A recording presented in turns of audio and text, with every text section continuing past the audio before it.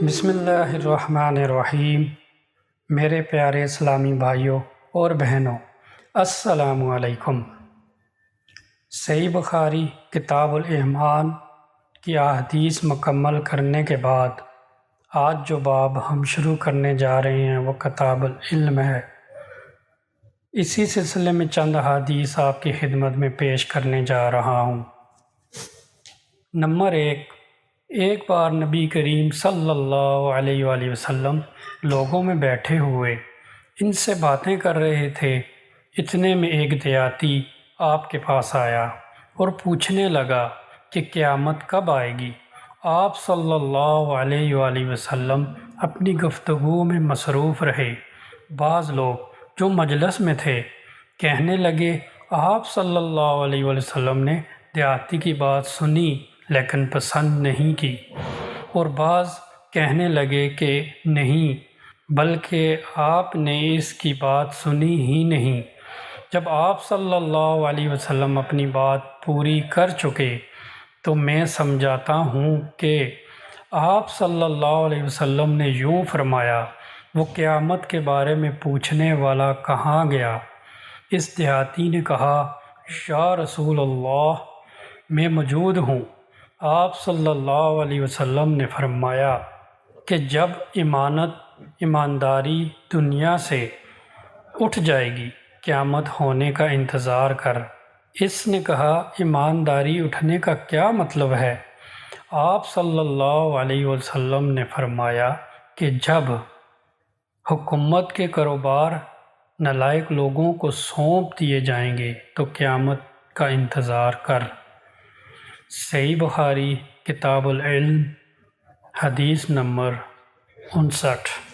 Number 2، ایک سفر میں جو ہم نے کیا تھا نبی کریم صلی اللہ علیہ وآلہ وسلم ہم سے پیچھے رہ گئے، اور آپ صلی اللہ علیہ وسلم ہم سے اس وقت ملے جب عصر کی نماز کا وقت آن پہنچا تھا۔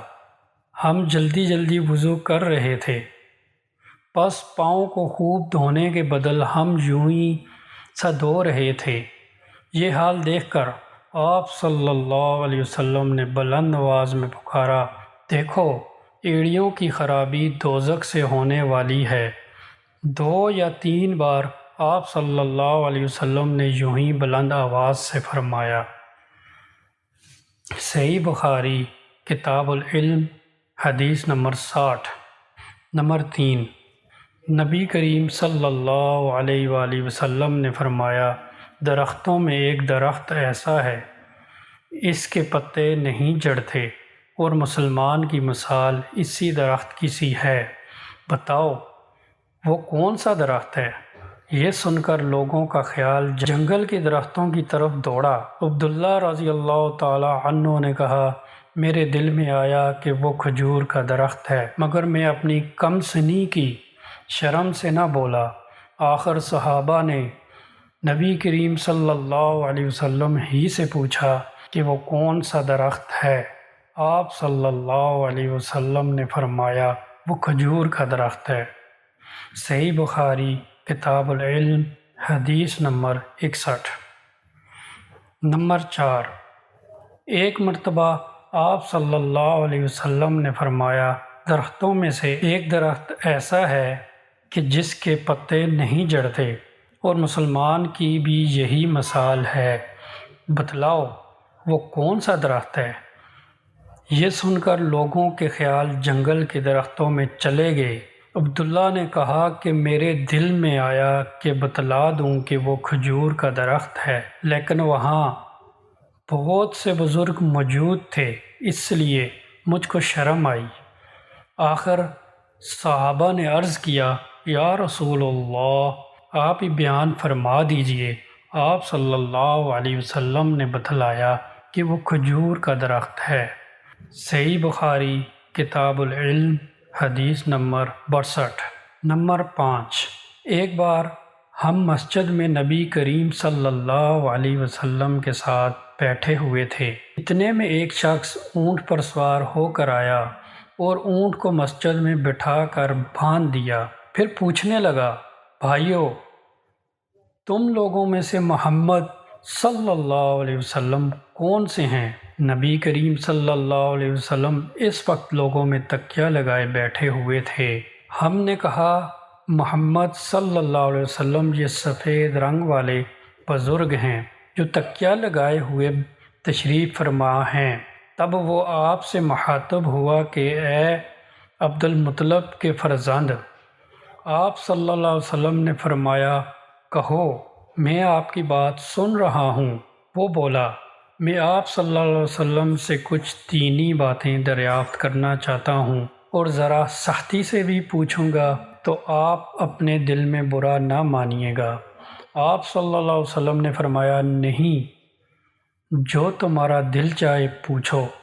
تب اس نے کہا کہ میں آپ کو آپ کے رب اور اگلے لوگوں کے رب تبارک تعالیٰ کی قسم دے کر پوچھتا ہوں، کیا آپ کو اللہ نے دنیا کے سب لوگوں کی طرف رسول بنا کر بھیجا ہے؟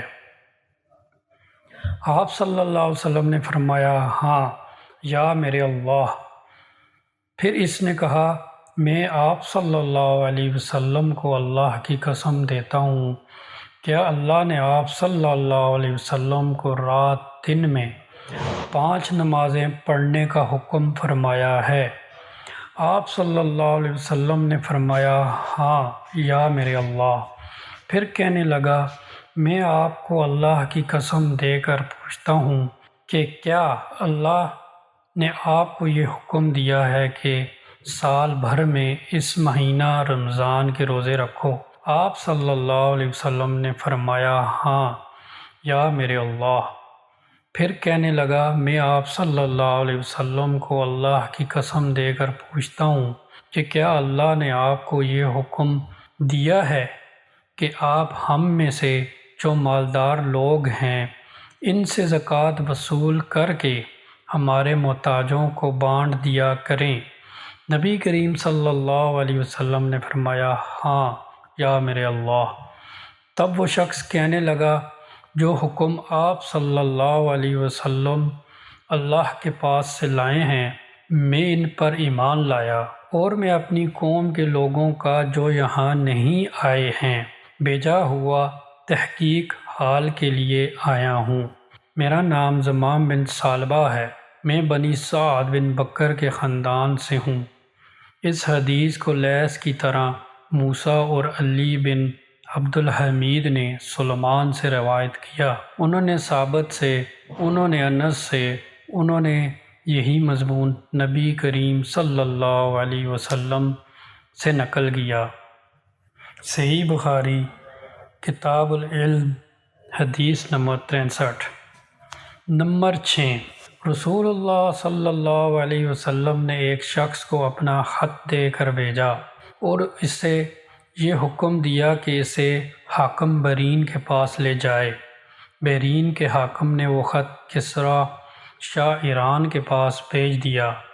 جس وقت اس نے وہ خط پڑھا تو چاک کر ڈالا۔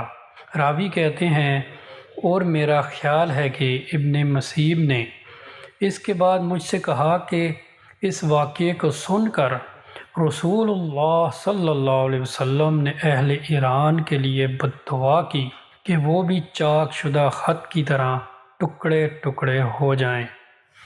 صحیح بخاری کتاب العلم حدیث نمبر 64۔ نمبر 7، رسول اللہ صلی اللہ علیہ وسلم نے کسی بادشاہ کے نام دعوت اسلام دینے کے لیے ایک خط لکھا یا لکھنے کا ارادہ کیا تو آپ صلی اللہ علیہ وسلم سے کہا گیا کہ وہ بغیر مہر کے خط نہیں پڑھتے، یعنی بے مہر کے خط کو مستند نہیں سمجھتے۔ تب آپ صلی اللہ علیہ وسلم نے چاندی کی انگوٹھی بنوائی جس میں محمد رسول اللہ کندہ تھا، گویا میں آج بھی آپ صلی اللہ علیہ وسلم کے ہاتھ میں اس کی سفیدی دیکھ رہا ہوں۔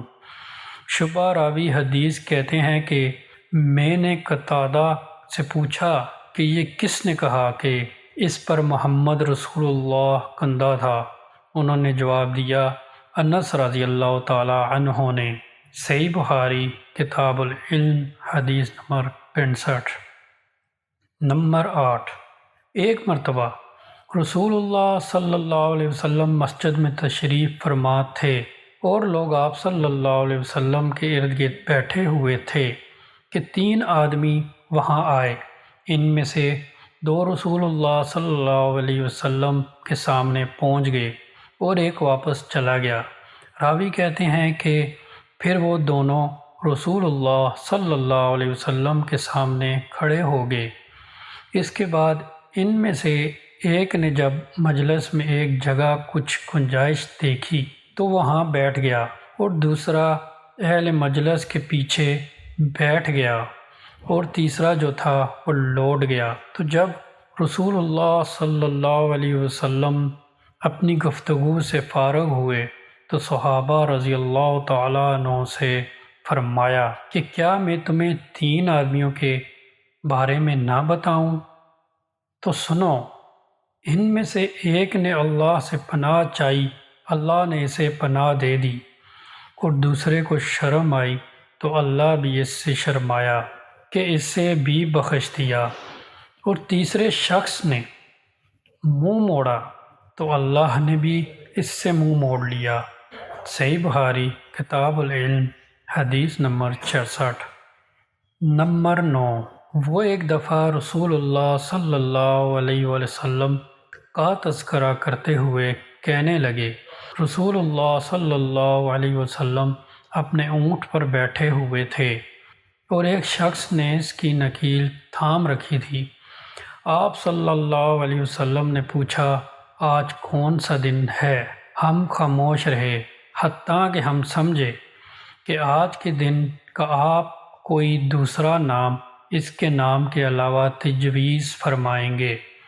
پھر آپ صلی اللہ علیہ وسلم نے فرمایا، کیا آج قربانی کا دن نہیں ہے؟ ہم نے عرض کیا، بے شک۔ اس کے بعد آپ صلی اللہ علیہ وسلم نے فرمایا، یہ کون سا مہینہ ہے؟ ہم اس پر بھی خاموش رہے اور یہی سمجھے کہ اس مہینے کا بھی آپ اس کے نام کے علاوہ کوئی دوسرا نام تجویز فرمائیں گے۔ پھر آپ صلی اللہ علیہ وسلم نے فرمایا، کیا یہ ذی الحجہ کا مہینہ نہیں ہے؟ ہم نے عرض کیا، بے شک۔ آپ صلی اللہ علیہ وسلم نے فرمایا، تو یقیناً تمہاری جانیں اور تمہارے مال اور تمہاری آبرو تمہارے درمیان اسی طرح حرام ہے جس طرح آج کے دن کی حرمت تمہارے اس مہینے اور اس شہر میں ہے۔ پس جو شخص حاضر ہے اسے چاہیے کہ غیب کو یہ بات پہنچا دے، کیونکہ ایسا ممکن ہے کہ جو شخص یہاں پہ موجود ہے وہ ایسے شخص کو یہ خبر پہنچائے جو اس سے زیادہ حدیث کا یاد رکھنے والا ہو۔ صحیح بخاری کتاب العلم حدیث نمبر 67۔ نمبر 10، رسول اللہ صلی اللہ علیہ وسلم نے ہمیں نصیحت فرمانے کے لیے کچھ دن مقرر کر دیے تھے، اس ڈر سے کہ کہیں ہم کبیدہ خاطر نہ ہو جائیں۔ صحیح بخاری کتاب العلم حدیث نمبر 68۔ محترم ناظرین سے التماس ہے کہ چینل کو سبسکرائب کریں، ویڈیو کو زیادہ سے زیادہ شیئر کریں اور احادیث کے متعلق کمنٹ باکس میں اپنی مستفید رائے سے آگاہ کریں۔